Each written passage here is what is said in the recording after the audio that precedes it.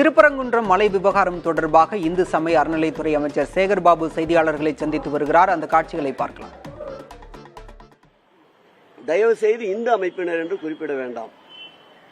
அதில் முழுக்க முழுக்க அந்த போராட்டத்தில் ஈடுபட்டவர்கள் எங்களுடைய கண்ணோட்டத்தை பொறுத்தளவில் பாரதிய ஜனதா என்றுதான் நான் குற்றம் சாட்ட விரும்புகிறேன்.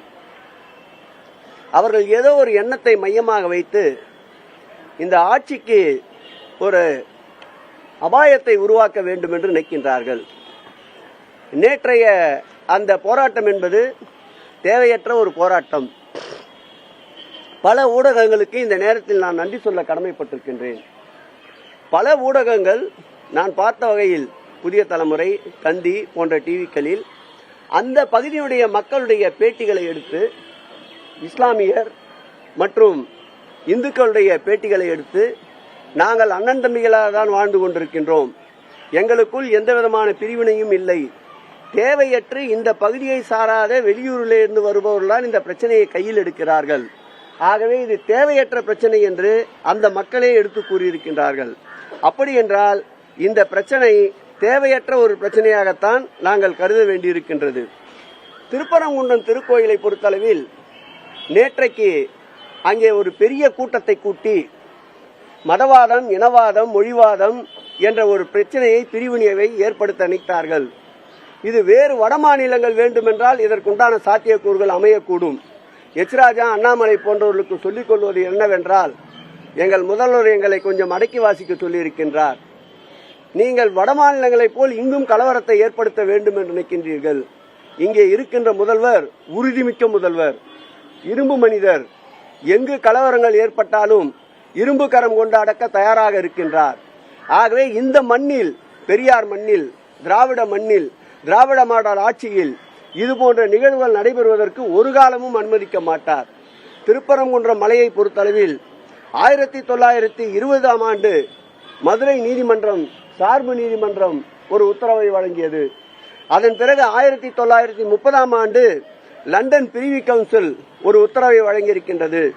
அதைத் தொடர்ந்து 1958, 1975, 2004, 2017, 2021 என்று பல கட்டங்களில் பல்வேறு உத்தரவுகளை நீதிமன்றங்கள் வழங்கியிருக்கின்றது. தற்போது கூட இது தொடர்பான 2 வழக்குகள் நீதிமன்றத்தில் நிலுவையில் இருக்கின்றன.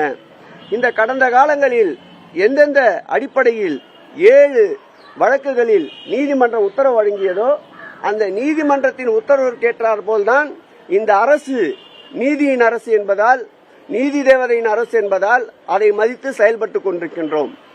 ஆனால் இதை வைத்து அரசியல் குளிர்காயலாம் என்று இந்த பிரச்சனையை கையில் எடுப்பவர்களுக்கு சொல்லிக் கொள்வது எல்லோருக்கும் எல்லாம் என்ற அரசு இந்த அரசு. நீதிமன்றம் என்ன வழிகாட்டுகின்றதோ அதன்படிதான் இந்த அரசு செயல்படும். கூடிய விரைவில் துறையினுடைய அமைச்சர் என்ற வகையில் அந்த மலைக்கு செல்ல இருக்கின்றோம், மாண்புமிகு முதலமைச்சர் அவர்கள் அனுமதியோடு. திருக்கோயிலை பொறுத்தளவில் 2023ஆம் ஆண்டு தொடரப்பட்ட வழக்கும் 2025ஆம் ஆண்டு தொடரப்பட்ட வழக்கும் நிலுவையில் இருக்கின்றன. அந்த வழக்கினுடைய தீர்ப்பு எது வருகிறதோ அதை பொறுத்து அரசு அந்த தீர்ப்பை செயல்படுத்துகின்ற முடிவை மேற்கொள்ளும். அதேபோல் திருக்கோயில் நிர்வாகத்தை பொறுத்தளவில் தர்கா தரப்பினருக்கும் வழிபாட்டு முறைகளில் ஏற்படும் கருத்து வேறுபாடுகள் தொடர நீதிமன்றத்தின் உத்தரவையே பின்பற்றி வருகின்றது. அங்கே இஸ்லாமியர்களும் இந்துக்களும் மாமன் மச்சான்களாக சகோதரத்தோடு வாழ்ந்து கொண்டிருக்கின்றார்கள். பாரதிய ஜனதா கட்சி தமிழ்நாட்டில் அந்நியப்படுத்தி அதன் மூலம் தேர்தல் லாபம் காணலாம் என்று நினைக்கின்றார்கள். 2026ஆம் ஆண்டு மக்கள் வெகுண்டெழுந்திருக்கின்றார்கள். இந்த திருப்பரங்குன்றம் திருக்கோயிலை பொறுத்தளவில் தர்கா, இந்த கோயில் பிரச்சனையில் அவர்கள் எடுத்திருக்கின்ற நடவடிக்கைகளால் அவருடைய வாக்கு சதவீதம் 0 அடைந்தாலும் ஆச்சரியப்படுவதற்கில்லை. நேற்றைக்கு கூட நீங்கள் அங்கே கூடிய கூட்டத்தை பார்த்திருப்பீர்கள். ஒரு மதத்திற்கு, ஒரு இனத்திற்கு எதிர்ப்பாகத்தான் கோஷங்களை போட்டுக் கொண்டிருந்தார். பொறுப்புள்ளவர் என்று சொல்லிக் கொண்டிருக்கின்ற பாரதிய ஜனதாவில் இருப்பவரே ஒலிபெருக்கியை பிடித்து மதத்தால், இனத்தால் மக்களை வேறுபடுத்திக் கொண்டிருக்கின்றார். இந்த ஆட்சியை பொறுத்தளவில் எல்லோருக்கும் எல்லாம் ஏற்கனவே என்ன வழிபாட்டு நெறிமுறைகள் இருந்ததோ, என்ன வழிபாட்டை தொடர்ந்து கொண்டிருக்கின்றார்களோ அதுவே தொடரும். நீதிமன்ற தீர்ப்பின் அடிப்படையில் மாண்புமிகு தமிழக முதல்வர் அவர்கள் நிச்சயம் நீதிமன்றத்தின் வழிகாட்டுதலோடு ஏற்புடைய கருத்துக்கள் என்றால் செயல்படுவதற்கு தயாராக இருக்கின்றோம்.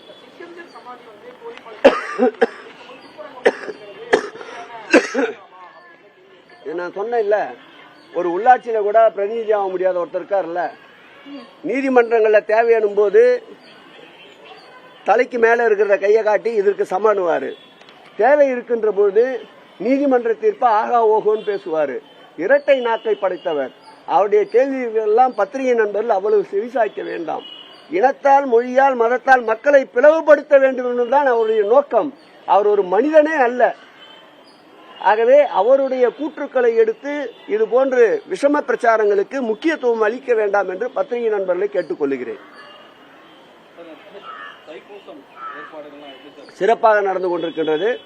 இன்றைக்கு நம்முடைய பழனியிலே இந்த ஆண்டு சட்டமன்ற அறிவிப்பின்படி ஒரு நாளைக்கு 20,000 பேர், எதை வேணா கேளுங்க, 20,000 பேர்களுக்கு என்று 2 லட்சம் பேர்களுக்கு தைப்பூசத்தை முன்னிட்டு மாண்புமிகு தமிழக முதல்வர் உத்தரவோடு திருப்பரங்குன்றத்தில் இந்துக்களும் இஸ்லாமியர்களும் உறவினர்களாக ஒற்றுமையாக வாழ்கின்றனர் என்று அமைச்சர் சேகர் பாபு சுட்டிக்காட்டியிருக்கிறார். குறிப்பாக புதிய தலைமுறையின் செய்தியை சுட்டிக்காட்டி அவர் பேசியிருக்கிறார். முன்னதாக புதிய தலைமுறையில் திருப்பரங்குன்றத்தின் வாழும் மக்களிடையே பேட்டியை ஒளிபரப்பியது. அதில் இந்து மற்றும் இஸ்லாமியர்களின் பேட்டியை ஒளிபரப்பியது. தாங்கள் ஒற்றுமையாக இருப்பதாக மக்கள் தெரிவித்திருந்தனர். அதனை அமைச்சர் சேகர் பாபு சுட்டிக்காட்டி பேசியிருக்கிறார்.